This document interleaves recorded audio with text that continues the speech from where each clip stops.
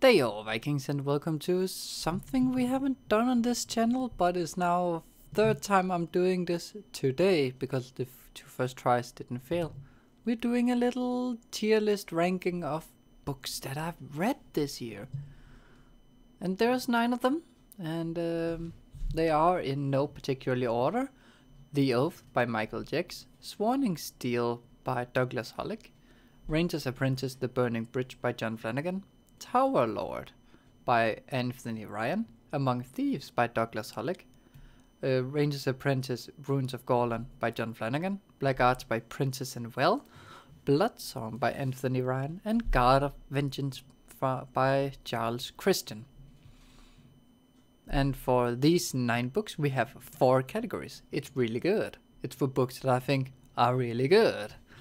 No, more seriously, there were books where I think the pacing's good, the characters are more than one-dimensional, and the plots are interesting, maybe even made me laugh, or at least was pretty good entertainment. It's okay. The it's okay genre is more like, yeah, it's not a bad book. You're gonna have. I had a lot of fun not a lot, but I had fun reading it. It's not a bad read. It's not, characters might be one-dimensional, pacing might not be the best, but still, I had fun, was decently entertained. Meh is more like, the books aren't the best, and generally speaking, are a little bit on the weaker side. Maybe the pacing feels off, maybe the world building is weird, or the characters are very one-dimensional without any logic to it, or it's just not the worst books, but definitely not the best. And wouldn't recommend. Straight up, I did not have the best of time, and would not recommend it to other people if they asked me about it. We're gonna end it all with The Oath, because I have technically not finished it as of recording this episode. I am about less than 100 pages left in the book, so I feel pretty secure in having an opinion on it. So let's start it with something we read here on this channel. We'll start with The Ruins of Gorlan. It's okay. Even though Ranger's Apprentice is my all-time favorite series and I love it, God, it's so funny and it's good. The first book is okay. The pacing's really good. I talked a lot about this in my review, of course, but the pacing's good. The characters are funny, but they are one-dimensional. And as I said in my review, it's okay, they don't need to, but it does also drag it down a little bit, because I would like for Alice to be more than the pretty blonde girl and Jenny to be more than the chubby loving food character. And then there's Morgoth, the big bad guy, who's very much Lord Voldemort-y, with people scared of mentioning his name. He's evil for evil's sake and all that stuff. I don't need them to be morally grey, questioning my belief or anything, but I would like them to just maybe a little more depth, and then they would be perfect. The sequel, Burning Bridge, is better, but it's still just okay. Horace and Will does get some more character development. Gillan does so too. Holt gets a little bit more character development. Alice gets more, it expands a lot on it, but still a lot of characters feel one-dimensional. The world building in it is, as I said in my review of the first one, it's really good. It's clear that the world is just Earth inspired in every way, and that Ireland is just England, and Celtica is Scotland. So, I mean, it's pretty easy to see, but it's not bad. It's pretty good, actually. So I'm not gonna keep complaining about it, but it's okay. What would be better is probably a bit more 3-dimensional. Morgoth does get some, but he's still very much evil for evil's sake. There's a scene where the narrator explains that even if Morgoth had to kill everyone in Ireland just to get the kingdom, he would do it. Just no, why? That makes no sense. I know Flanagan said in a recent interview that it was his favorite villain to write, but I think in the entire series it's also the weakest. But it's just my opinion. Anyway, moving on to, let's take Blood Song. It's good. It's really good. I like it. I think it's Anthony Ryan's, not debut novel, but it's the first one in this series of trilogy that he's never gonna finish, he said. So, but it's really good. It's a strong entrance to this, I guess now just trilogy? I don't know what's called, dual series? I don't know. For these two books. I love Valen Alzorna. I think he's such a good character. It is a bit dark high fantasy. It's not like dark and gritty, like murder around every corner. It's just like it's this dark atmosphere over it all, but it feels really good. Like it fits. The pacing is slow, but it does have a slow storyline. But it's not a crawling. It's not a crawl. It's like a slow walk. Like when you go on a slow walk, you're still getting somewhere. It's just not in a hurry. And yeah, also there's not much humor in it, but the book is just well written. I had a great time reading it, and all of the characters, in my opinion, did not feel one-dimensional. They all had like more than one dimension. Maybe they would, like, instead of being defined by one thing, defined by two things, but it made them feel alive, and that's really important for me, and I had a lot of fun with that. Now, of course, having read the first book, I of course went to the sequel, and the sequel was okay. It's not as good as Burning Bridge, but it's better than Ruins of Gorlon. I said the first book had a slow pacing. This one takes it just a little bit slower. Like, this is when you've been walking for 5 hours and you're tired. You're barely even getting anywhere, but you are getting somewhere. It's not the slowest you can walk, because you can see the world ahead. The characters took a little dip down here because a lot of the important characters already had their character arcs, so it really wasn't much expanding on them. So it's more like the characters doing stuff. And that's both good and bad. However, my favorite part in the last third of the book, spoiler warning, was the way he wrote in the 4 or 5 different storylines together, except for the princess. But other than that, so good, so well written, so interesting. I had a lot of fun, and I got so excited I had to tell my girlfriend about it. So, and she said I was stupid for spoiling it because now she wouldn't want to read the book. But worth it. So yeah, I had a lot of fun with the last third of it, but the first 2/3 was just okay. The pacing was a little bit too slow and the characters a little too dull, so that's why I can't put it up at really good. But it's definitely a better one in the it's okay. Now, and these here are not in order of what I've read it. What book when I read the books. Just saying. God of Vengeance by Giles Christian. It's really good. There are 2 things when it comes to fantasy books that I am a sucker for. And it is assassins and historical fiction. And especially historical fiction with Vikings. I don't know. I just love it. I guess that's why I also call everybody Vikings. I don't know. And this one does not have assassins, but it is historical fiction with Vikings, and it's so good. Now, so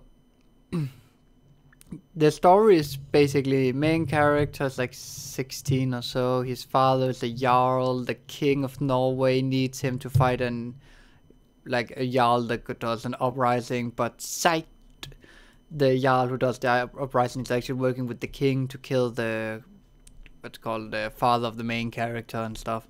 And so the main character swears vengeance. Oh wait, where did I read that word? Right, God of Vengeance. And so the entire story is him trying to gather a crew of misfits and then try and establish vengeance. Not gonna spoil too much, but I mean, it definitely, I think the sequel is out. I don't remember when the book is from, but I really want to read the sequel because this ending is not satisfying. It really needs a satisfying sequel ending. So it's really good. And even though it's not a satisfying ending, it's one of those where like you are satisfied. You just really want to hear what happens next. Alright, moving on to Douglas Hollick's Among Thieves. I'll put it there. This was a weird book to read this year, in general, because he does something that I thought was really ingenious. He says, all right, we are in a London. I mean, it's his own world and all that, but we're in London, basically. Or at least that's what I felt like it was. And and then he went, oh, and we're in what would be equivalent to like Victorian age London. So of course, he would take the slang from that area, from the streets of Victorian age London, like Jarkman and nose, white nose and long nose. He explains them, of course. That's one of the things. He explains them a bit too often. Like, I think 7 times he explains what the difference between a long and a wide nose is. And that's a little bit, that's why it's okay. I mean, the story's pretty good. The world building is decent. He made a city with districts. It's a pretty standard underground in the major city stuff. Like, there's a bunch of guilds fighting each other, and that's about it. But there's magic in it too, and magic kind of takes a step back in this one, which of course doesn't have a slang word from the real world, so they call it glimmer. I don't know. That's fair. It's not important why, but I mean, it was kind of fun reading a book where there was clearly magic, and magic was talked about a lot, and for a lot of time I thought it was just them believing there was magic, but no, there is actual magic, and I like that. I like that it was not front and center. Now this, of course, brings me onward to Sworn in Steel, which I will put in meh. The sequel was meh. I will, of course, I think there's a 3rd book. I will read that book because I am kind of interested. But, alright, let's take a step back to when we talked about The Burning Bridge. The Burning Bridge had natural world building continuation with going to Celtica because of an old alliance and stuff. We already heard about it, but and the descriptions we got were not. I mean, we didn't spend a lot of time, just enough for us to know exactly how everything looked, because we were mainly like in the open and all that. Now contrast that to Sworn in Steel, that when you reach halfway through the book, you're still getting exposition about how the new city they travel to works. I don't want that in my 2nd book. I want that in my 1st book. In the 1st book we heard about this city, in the 2nd book we travel to it. And then we spend about 250 pages where we get exposition like every 3rd or 4th page. And we didn't get like a sentence here or there, like half a page to a page. At least that's what it felt like. I'm not gonna say that's how it was. And to me that was a bit too much. And I think what he should have done was make Sworn in Steel maybe take place half the time in the new city, and then in a 3rd book spend way more time in the new city and actually develop it properly. Because in Sworn in Steel there's also a lot of stuff with Dagon, the main character's best friend, about his backstory and world building about his order of the Dagons and stuff, and that's fine. But I was just not, no. But yep, it's meh. It's not like bad per se. It's not like I wouldn't recommend. It's more like if people enjoy this type, I would say they're better in the genre. But if you want something, if you already read the 1st one, you might as well read the 2nd, because you're not gonna regret it per se. It's just there are better books. Black Arts by Prentice and Vale would be not there.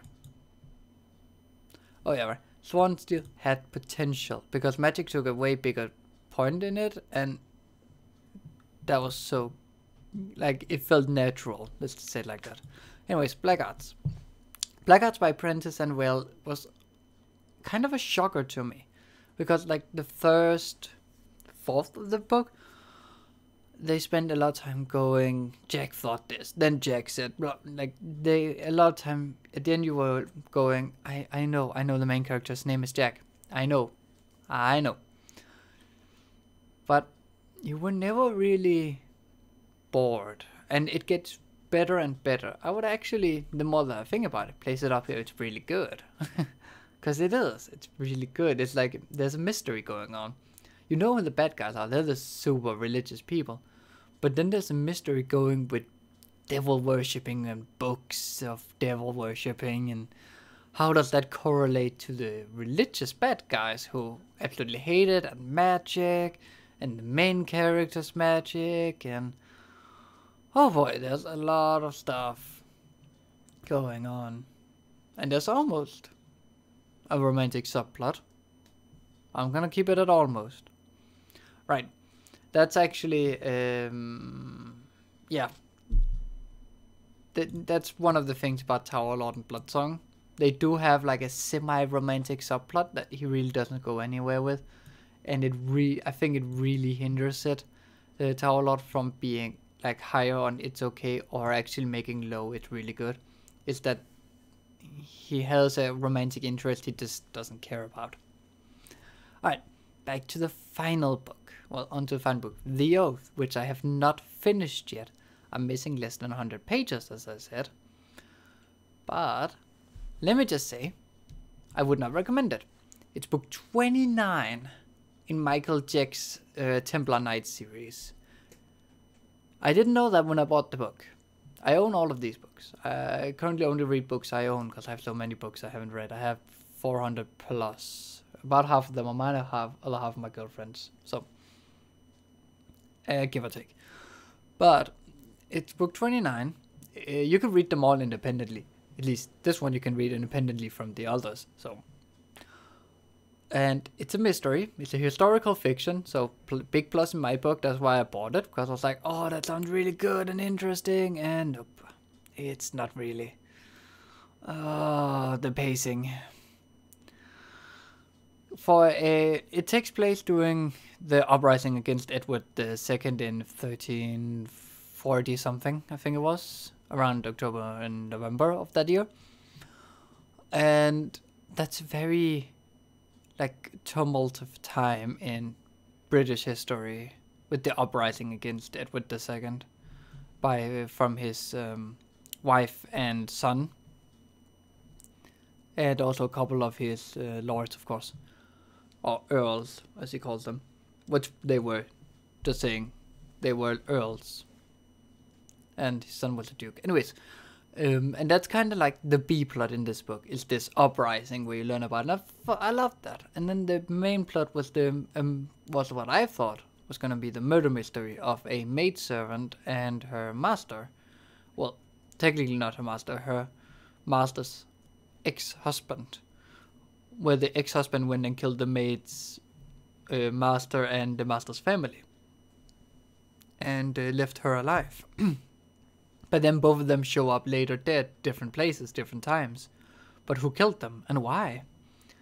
Because everything points at that he, of course, killed the maid because he spared the maid. So everyone's like, oh, he just by accident didn't kill her. But he's also dead. I thought that's a really good plot. And I love the idea of it taking place in the smaller scale while this big scale is going on. But nope, suddenly the main character has to figure out like an assassin plot on the king and stuff, and it's just like, no, that's not good. So I wouldn't recommend it. If you are interested in historical mystery, I would definitely recommend The Cloud Pavilion. I am currently reading it on their channel if you're interested in it as audiobook form. But The Cloud Pavilion by Laura Jo Rowland, I would definitely recommend over this one. I would not recommend Michael Jack's The Oath. I have not read the other ones. Maybe the others are better. But The Oath, I would not recommend. So here's my questions for you. Have you read any of these books? Do you want to read any of the books now? What books have you read? What are you planning to read? And just, yeah. Any books you want me to review on this channel or read on this channel, let me know in the comments. Let's get a discussion going. I like discussing with people. Yeah, my name is Lightning, and I'll be signing out. Goodbye.